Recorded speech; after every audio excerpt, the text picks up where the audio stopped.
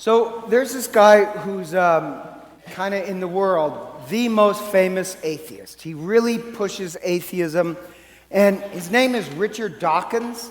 And Richard Dawkins wrote this book a number of years ago called The Selfish Gene.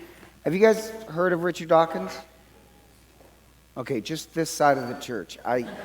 Anyhow, to me, he's just a disgusting person. Because even like the book, The Selfish Gene, what the book says is basically this. Your genes are very selfish. All they want to do is pass their information on to the next generation. The problem with the book is several biologists have come out and said, what he says about genetics, it's not true. It's just junk science. He takes little bits of information to support his conclusion, but he doesn't take all of science. And so even though several famous biologists have come out against him, he keeps pushing this idea that genes are very selfish. And if you're a selfish person, then it's just your genes asserting themselves. You're not a morally disgusting person. You're just very evolved. And so he advocates being selfish. And so the other part is kind of amazing that he doesn't ever debate anything because he really can't. So all he does is put out statements. But a lot of atheists, especially in their 20-year-olds, they really buy this stuff. That if they're selfish, they're just very evolved people. Now, granted, it's not true science because he comes up with a conclusion and then he piecemeals little tiny misinformation to support his conclusion. That's not how science works. That's how ignorance works. And one guy who came out with a book recently is this guy amazing. He was a molecular biologist. He's brilliant. His name is Matthew Ricard. He's a Frenchman. And his dad was actually a scientist. His mother was a famous artist. And he grew up in this very elite intellectual circles in France. And his parents were pretty much agnostic, so he was an atheist. And he has this conversion, and he becomes a Buddhist monk. And he writes this book that makes this great rebuttal to Richard Dawkins' The Selfish Gene. And he says, genes don't work that way. Human beings, for example, were designed for compassion. Human beings, how we've survived as a species is individually, we're nothing. We can barely survive in nature alone. But together, where we guard each other's life and work together, working together as a cooperative, our species can do amazing things. Our real gift is actually our unity. That's what helps us survive. So, Matt Ricard, this molecular biologist / monk, his book is called Altruism. It's a really good book. I don't recommend it because it's very tedious. Unless you like a lot of science, you'll get bored quickly. But he proves over and over again that the highly evolved person is the person who's compassionate. They're the ones who stick with other people who are suffering. They can make self-sacrifice, and united together, we can do amazing things. And there's all this evidence. One is that the more you practice love, the more compassionate you become. Unbelievably so. Where, for example, I'll use this example. I'll pick on your daughter. She's a teenager, right? No offense to teenagers. You can test this out. Teenagers do very poor on empathetic tests. I'm sure you're the exception. But teenagers are not very empathic. But once you become a mother, oddly enough, when you become a mother, your empathy skyrockets. So much so, like your mother, she's going to test very empathetic. Like if she hears a baby cry, somebody who has been a mother, you hear a baby cry and you have all these biological responses going off.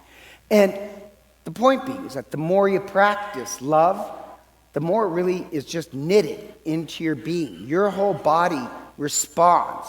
So much so that like a grandmother, if a grandmother hears a baby cry, they get this endorphin rush. That's like a grandmother hearing a baby is like somebody getting shot on cocaine.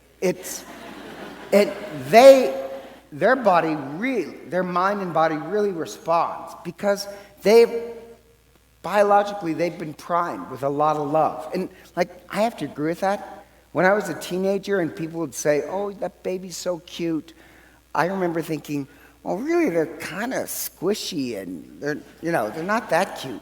Now, I have to tell you, it's like a hit of cocaine. Not that I've ever done that, but I love babies. I want to cuddle and touch them. Now I love babies, and I'm not even a grandmother.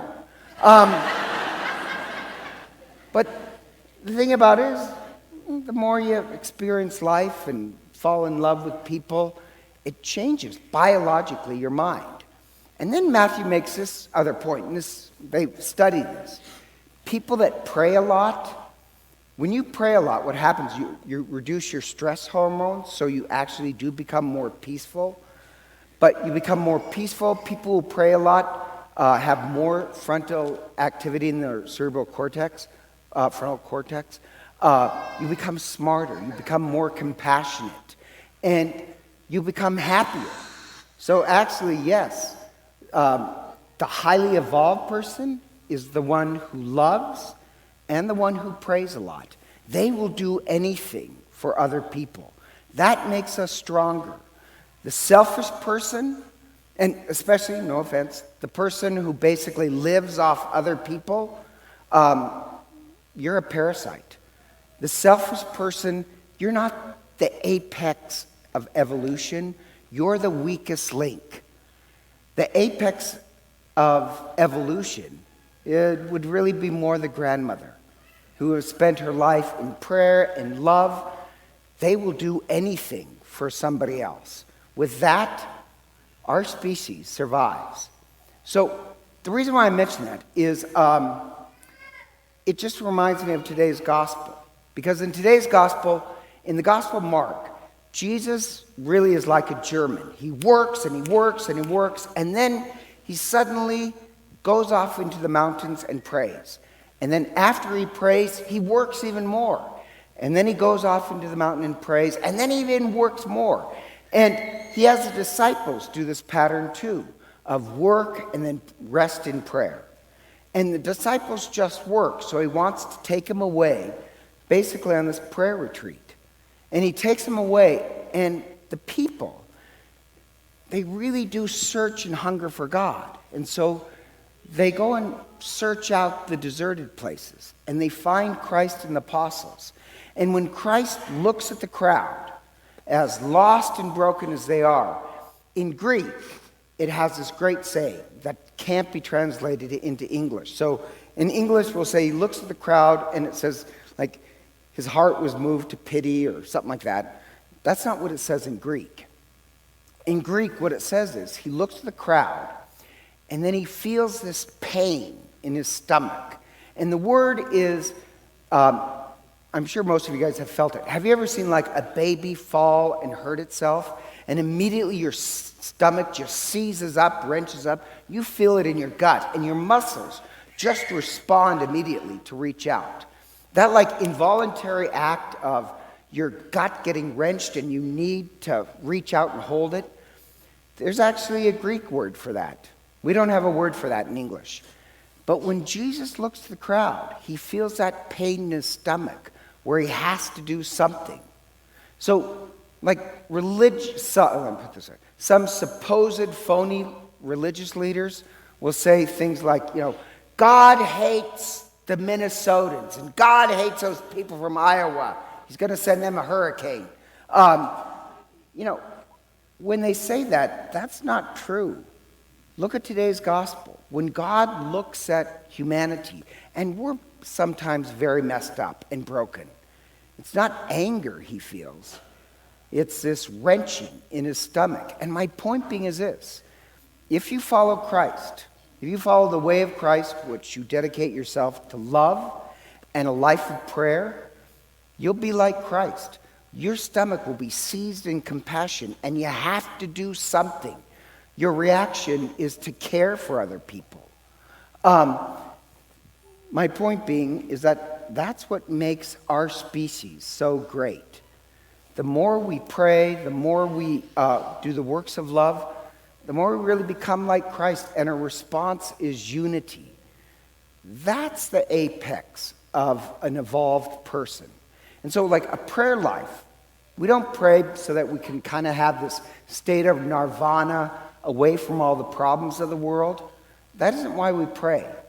We pray, and yes, if you pray, you really will know greater peace and greater happiness. But if you pray, you also will know more pain. You will see other people messed up, and your compassion grows. Scientifically, and Matt Ricard proves this, they've done these experiments. People who pray a lot become more compassionate. Prayer really not opens you up for happiness and peace, but also pain. You have to do something. You have to reach out. And so that is a truly religious person. Now, the problem is that we have the first reading. We're in the first reading. The prophet is railing against the priests because the priests have become very selfish. They say they're religious, but they only take care of themselves. They use religion to gain wealth and power. And God says, woe to you shepherds. I will punish you. You misuse religion for selfishness. That's the Richard Dawkins way. So there's some people who will call themselves selfish, but call themselves religious, but they're just very selfish people. They don't have any compassion for other people. You're not religious. You're a sociopath. So, you can call yourself religious, but it's like Richard Dawkins calling himself a scientist. He's not a scientist. He comes up with his conclusion, and then he piecemeals whatever information he wants to support the conclusion. That's not science. That's ignorance. He calls himself a scientist. He's not. He's technically what I call an idiot. He just misrepresents things. If you call yourself religious and praying and dedicating yourself to the works of love, you're supposed to become more and more compassionate. That's what's supposed to happen to us. We become this grandmother who just cares about everyone. That's what real religion does. And so for the child we're going to baptize today, his parents and godparents, they promised to show this child what real religion looks like, to love God and your neighbor with love. They're going to show him this is what a true prayer life does. Over time, a prayer life turns us into this force of compassion.